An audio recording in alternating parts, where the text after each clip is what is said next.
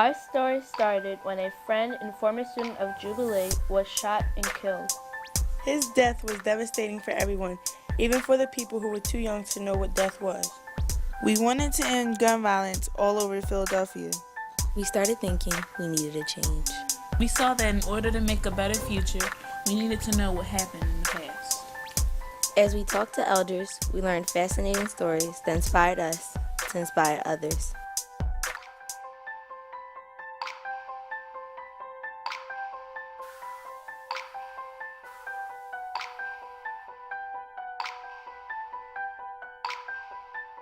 For my people everywhere, singing their slave songs repeatedly, their dirges and their ditties, and their blues and jubilees, praying their prayers nightly to an unknown God, bending their knees humbly to an unseen power. From the time I was 4 years old, the very first people I ever took care of were former slaves. And they would tell me their stories directly. So when I was a little boy, I'd sit under the quilt while these old women quilted and talked about these white people bad because they had been slaves. They were liberated. And they'd talk about how they got out of the South, how they got into Kansas, and what they did after they got into Kansas. And I loved listening to these stories, and that's what turned me on to history. This is why I take time to talk to my children, because we got to tell the story, because you can't go nowhere and read about it. We have to tell what happened. We was there. We're witnesses. When you uncover a falsehood about history, you'll find that does not just lead you to one path. It leads you to a series of highways. And when you get to that point, you start discovering all kinds of things that are hidden just because you hid the door. Once you hide a door, you block off a whole community of information. I heard, if you look history in the eye, then you get a black eye. Because it's it's so history is it's an ugly thing, but it's the truth and it can really help you. But a lot of people don't want it to be shown because it's just so drastic. And it'll make you angry. It'll make you might even cry over it. But it's so inspiring. And it can really change your life to know that people did so much people did so much so that we could not be doing this. So that we could be whatever we want to be. And not what people expect us to be. Not what America expects. For the cramped, bewildered years, we went to school to learn to know the reasons why, and the answers to, and the people who, and the places where, and the days when, in memory of the better hours when we discovered we were black and poor and small and different, and nobody cared, and nobody wondered, and nobody understood. We thought many civil rights activists weren't getting the recognition they deserved, so we created and organized a Civil Rights Day to honor their accomplishments. We made medals which say, "You give us a better future." Children have been a big part of the civil rights movement. In fact, children had their own march in Birmingham, Alabama. Almost every child in Birmingham sent themselves to jail as a protest for freedom. That's not all the civil rights movement was about, though. It was about dignity and power. It was about standing up for yourself, and it was about justice. In 1965, I spent about 2.5 weeks in jail in Jackson, Mississippi, with a contingent, a group of people from all over the state of Mississippi, all of whom had come to the state capital, Jackson, to protest an effort on the part of that state to limit the work that we were doing to get people to vote. Maybe about 1 out of every 8 of the people who were involved in this demonstration, who were sent to jail, who were held for a period of, in some cases, almost a month, were folks who were 12 years old. They were very young, they were very brave, and I looked up to them even then as individuals who were, we knew, capable of carrying the banner of rights, justice, and the freedom of all humanity into the future. I'm really honored that you're remembering the contribution that all of us made to try and bring that day about.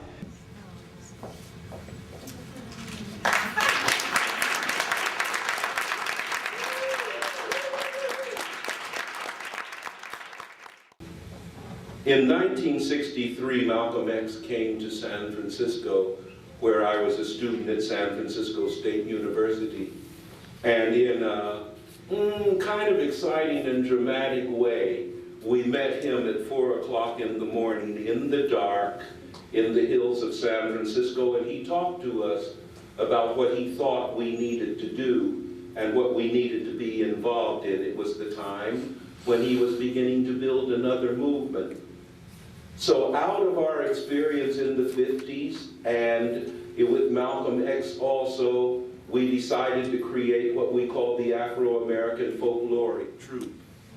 It was a company that was created to tell black stories to black people so that they would know what their history and culture was and begin to appreciate the deepness, the profundity of it.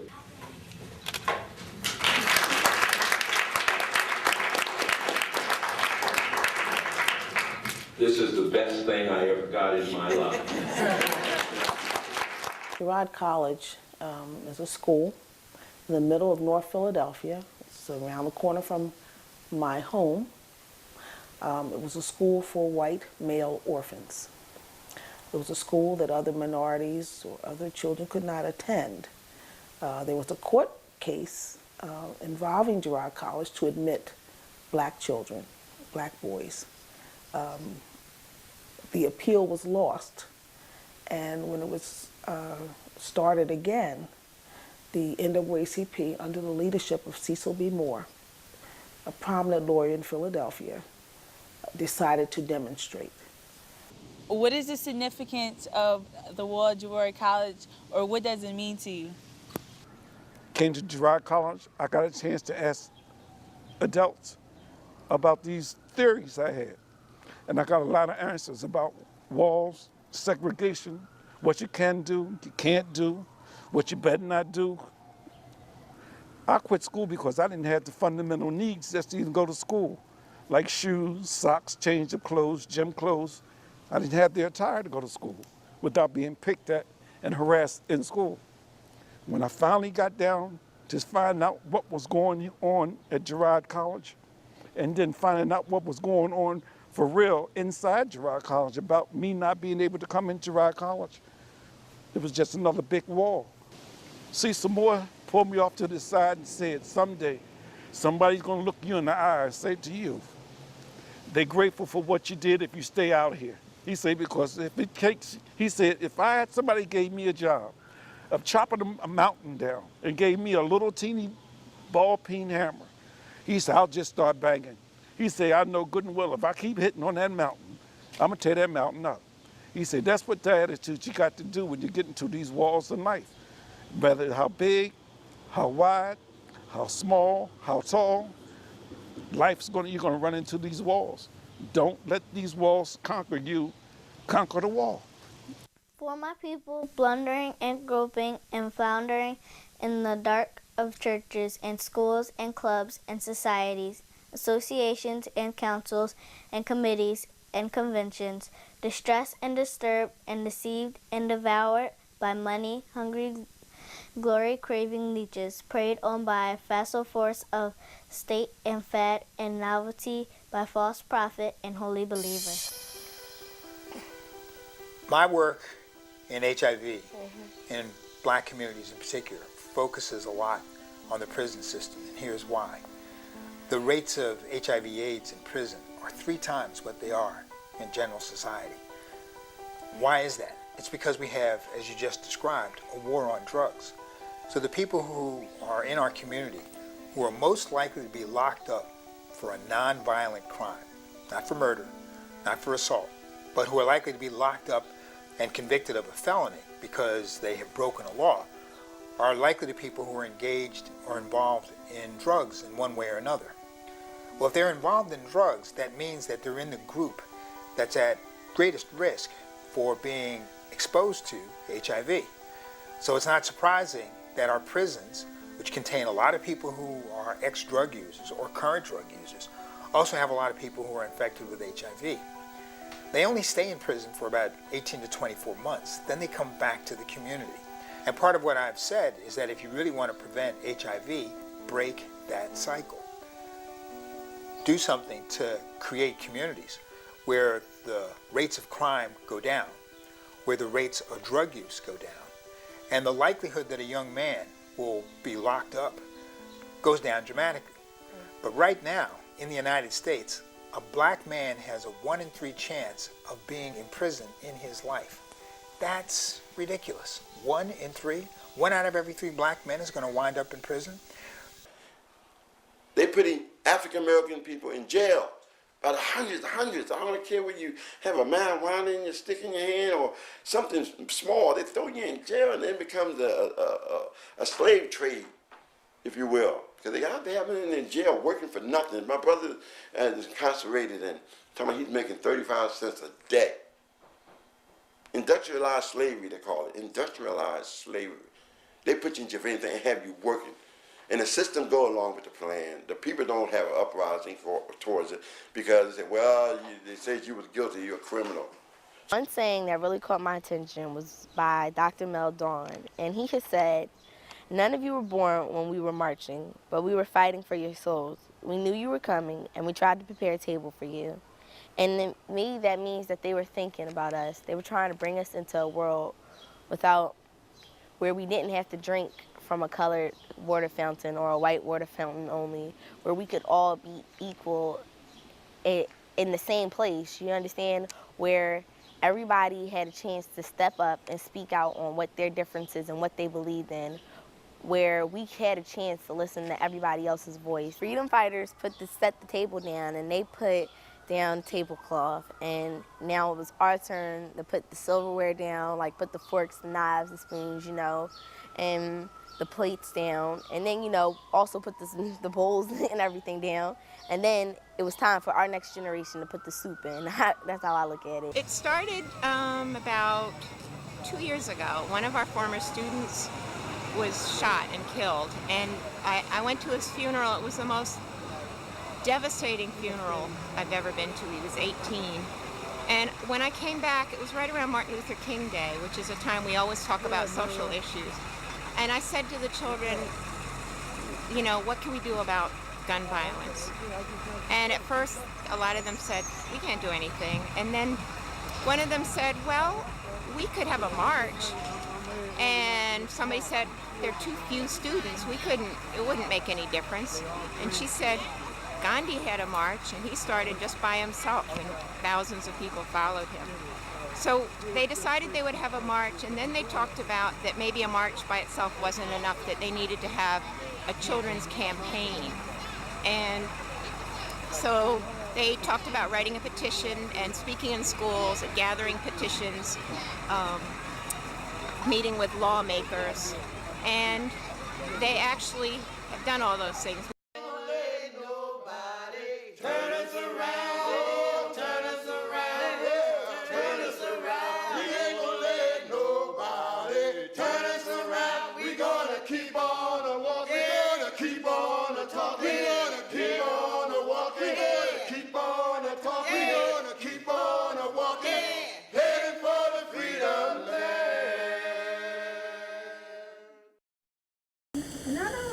About stopping illegal guns, but it is also about saving the children.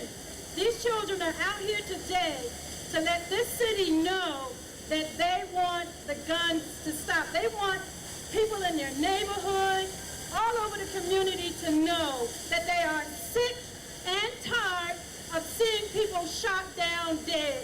That's why these babies are out here today. Why do people shoot? Why do people shoot each other? We should not be allowed to have guns. Little children have died almost every day in 2006. We want it to stop. Parents, please don't let children play gun games. Please stop all the gun violence. It is making our city break up. Stop. 380 people got killed last year in Philadelphia. Parents are crying because their children are killed. There should be no gun violence in the world. Guns have brought us into a new age of war.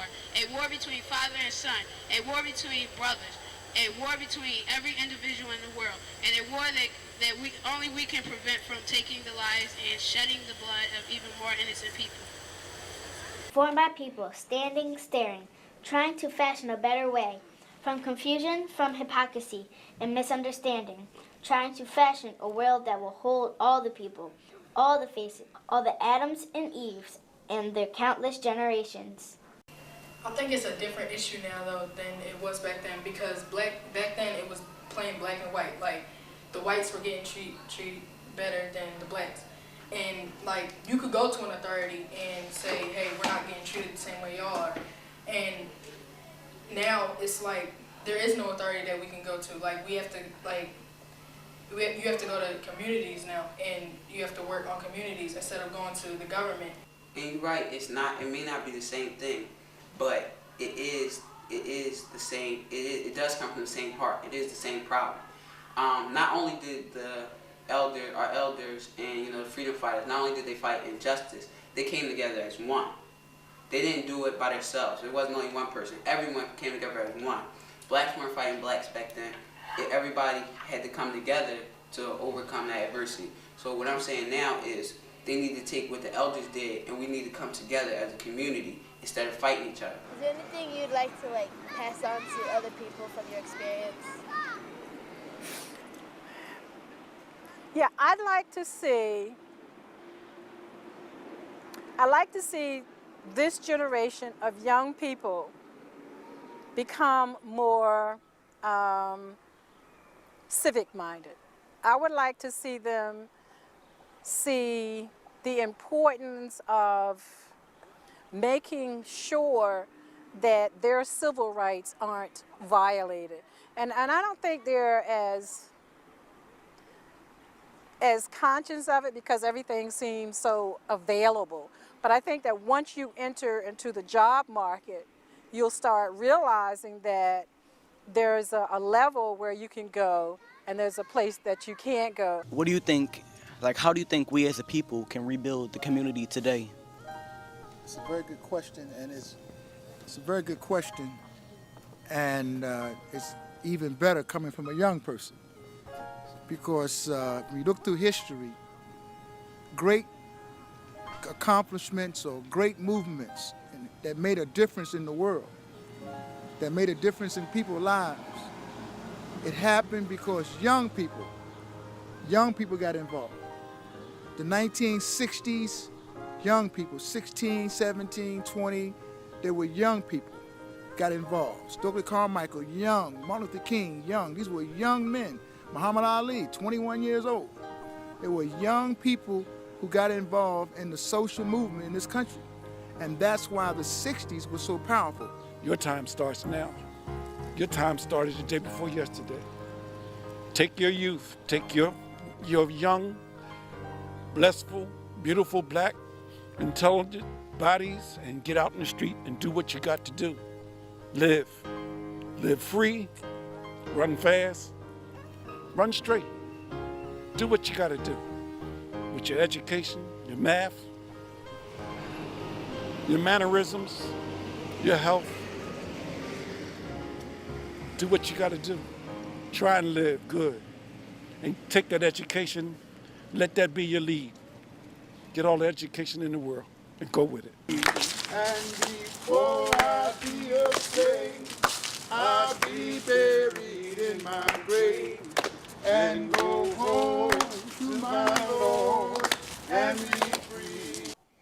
Let a new earth rise, let another world be born.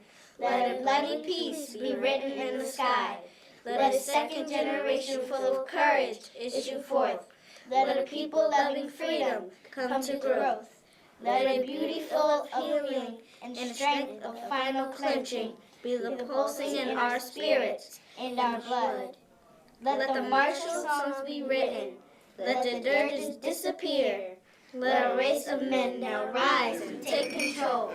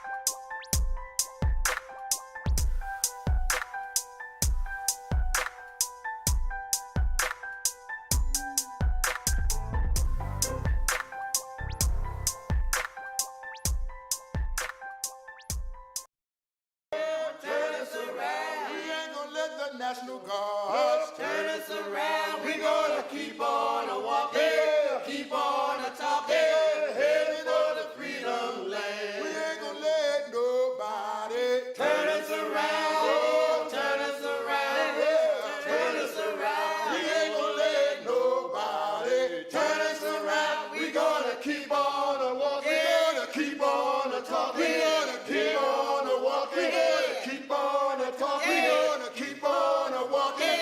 Heading for the freedom land.